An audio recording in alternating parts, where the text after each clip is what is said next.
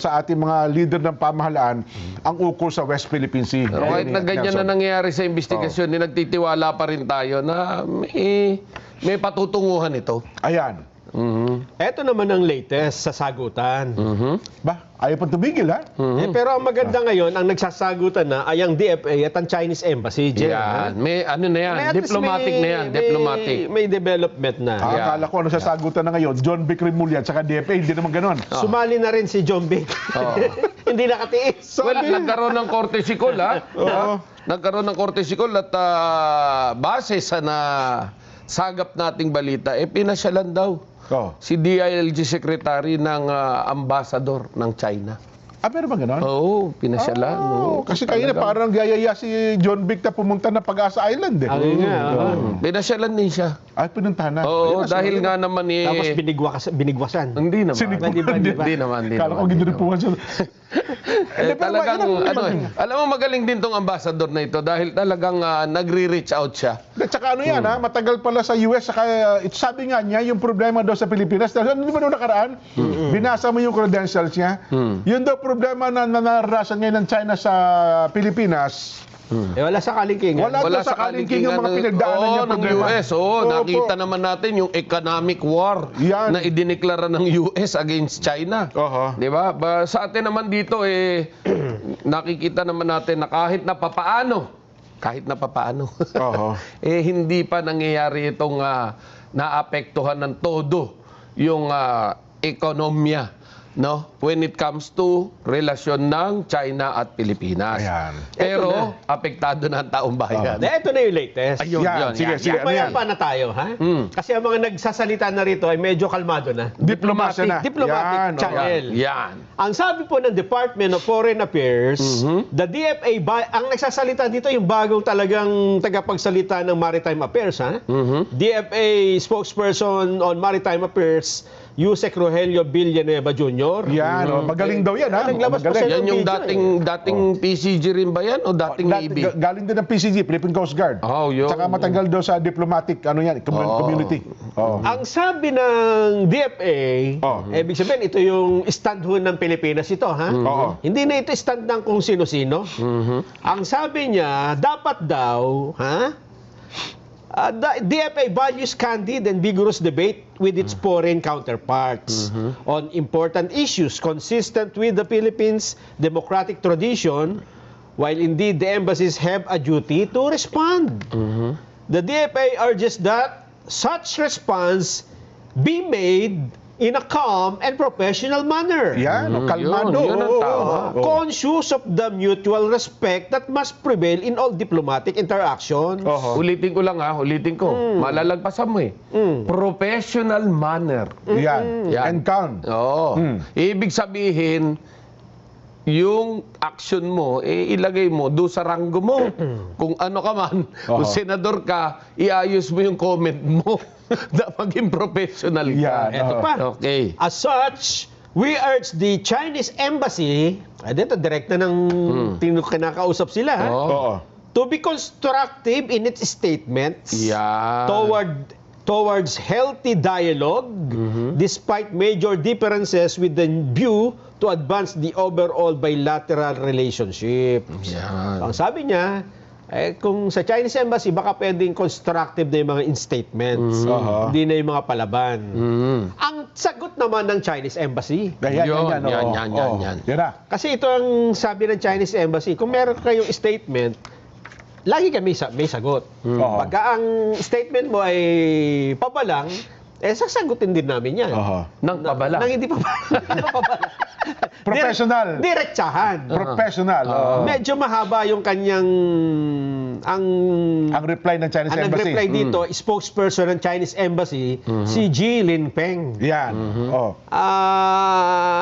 Ang sabi niya, di ba, ang sabi ng DFA natin ay they value candid and vigorous debate.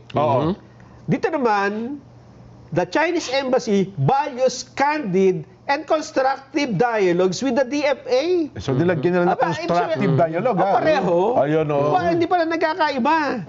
Kaya lang nabanggit dito, it is well known that the recent public exchanges between the Chinese Embassy and some Philippine officials and institutions started Oh. when Jay Tariela kept attacking and smearing China and even cross lines Of attacking the Chinese leader. Oo. Yan, oo. Dahil they consider it below the belt na. Tama naman. Yun, yung meme ba na ginawa, yung caricature. Totoo. Medyo talagang nasaktan sila. At sinabi naman ng DFA na hindi dapat na ginagawa yun. Ewan ko lang bakit kinampihan ng iba, di ba? There is even no one case that the Chinese embassy attacked first. We just responded. Yun. Ito yung importante sa bandang huli. Oo. A healthy dialogue between China and the Philippines require constructive statements from both sides. Yan. Hindi pwedeng... Pati sa China. Pati sa Chinese embassy. Dapat parehas. Okay? Pati Pilipinas. Oo. As such, ito yung importante. Dapat siguro ito maipatupad.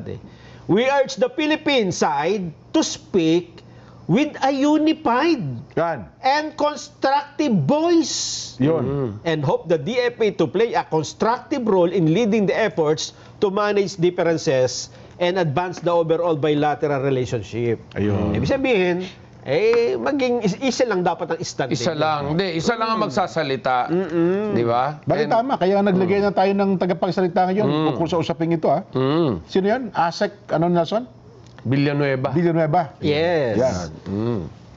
Magaling, ha? Rogelio Villanueva Jr. Si Kuya Roger. Dating general din nata. Yes. Ang problema niyan, habang nangyayari yan, may mga nagsasalita pang iba kasi. May mga sumasaw-saw. Katulad nito, si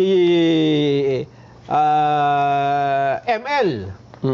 ML? Oh, ML, ano Mobile ML? Legend Party Mobile List Legend. Representative Leila de Lima. Kala ko anong ML. Sinagot siya ng Chinese Embassy. Ba? Anong banat ni ML? Ni Kong? Ang sabi niya kasi dito, masarap daw ang nilagang saba na galing sa China. Ang sabi naman ng Chinese Embassy, totoo po yan. Ayun ba, pinagta? Saan na tayo napunta? Nandun ba yun? Wala yata eh. Wala nung binibigay yung script sa akin. Meme yata yung... Wala.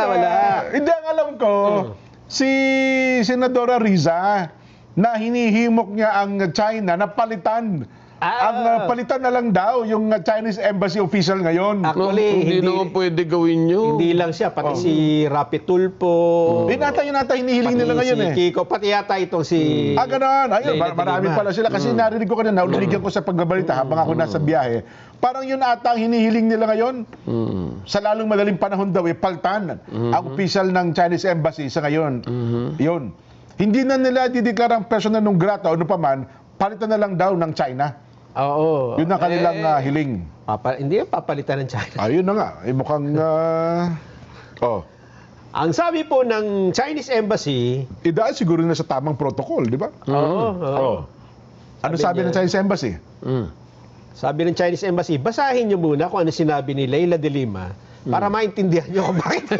Ba't kami nag-react? Kasi hirap, kung reaction agad ang ating ano eh. Oo nga, tama. Oo. Ha?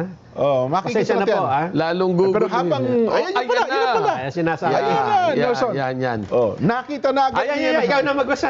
Ako sasagot. Ako yung embassy. We are one with the local officials of the Municipality of Kalayaan. Yan. I-post po ito ni Congresswoman Leila de Lima, our fellow Filipinos. In standing their ground, isang karangalan na manindigan sa kung ano ang atin at itaguyod ang ating pambansang dangal. Nanindigan na po ang Senado sa pag-adapt ng isang Senate resolution sa pagtatanggol sa ating mga opisyal at sa ating pambansang soberenya. Kaya muli nating hinihikayat ang mga kasamahan natin sa Kamara, suportahan din ang inihain nating resolution number 680 kasama ang Liberal Party of the Philippines, LP Black at Akbayan Party List para magkaroon daw po ng mas malakas at matapang na tugon at paninindigan ng ating gobyerno laban sa mga kasinungalingan, pambubuli at karahasan ng China at ating mga kababayan sa West Philippine Sea. Bilang mga Pilipino, dapat ipagtanggol natin ang ating soberenya teritoryo. Hindi yung dinidepensahan pa ang umaagaw kung ano ang atin. Yan. Siguro ilagay natin sa tamang teksto. Konteksto. Ilagay natin ang tamang konteksto.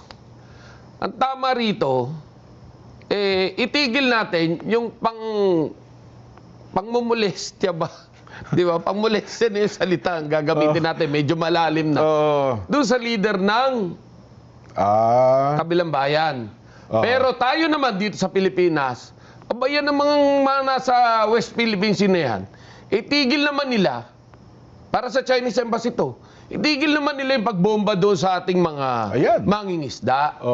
Siguro mas maganda kung diyan kayo huhugot. Huwag nila i-bully, no? No, huwag niyo i-bully, huwag niyo bombahin ng tubig yung ating mga mangingisda diyan. Habang pinag-uusapan yung issue riyan, hayaan yung malayang pamamalakaya ang ating mga kababayan. Siguro naman wala itong isyong ito.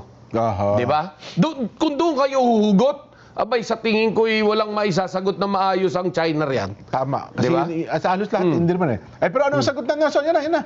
Ano, may sumagot ba ang Chinese Embassy doon sa mga ipinahayag ni Congresswoman Laila? Sabi ko ng Chinese Embassy, busy kami ngayon. Okay. Ayan yun, no? Yan, sabi ko sa'yo, meron Kala ko meron. Ang haba kasi ng mapaliwanag dito. Okay. Pinapaliwanag lang dito, i-summarize ko na lang na kasi sinabi nito ay Ito yung sagot muna ito ng Chinese Embassy. Medyo ano nga, Diba? medyo lapastangan nga yung pagkakasabi nito, yung mga salitang barbaric, illegal, coercive, aggressive, deceptive. Yun na lang barbaric yan, medyo mabigat yan. yan daw yung mga language ni Jay Tariela. Yung salitang barbaric medyo mabigat na talaga yan. He crossed the line daw. Tapos inisa-isa nila dito yung mga pangyayari from 1989 to 2015, 97 incident took place in the South China Sea in which the Philippines infringed upon the safety, life, and property of Chinese fishermen, including 8 shootings, 34 assaults, robberies, 40 captures, and detention. Ang ibig lang niya sabihin dito, kung pinaparatangan nyo kami ng karahasan, may recording kami ng karahasan na pinasimulan ninyo. Ganon. Kaya dito dyan, ang talagang dito, solusyon, kasi ganyan, palitan na to ng akusasyon, aligasyon Hindi matatapos ito kung talagang hindi mag-uusap. Di ba? Ako nga, di ba pwedeng tumigil na lang muna itong mga ito? May hayaan na natin yung nagsasalita.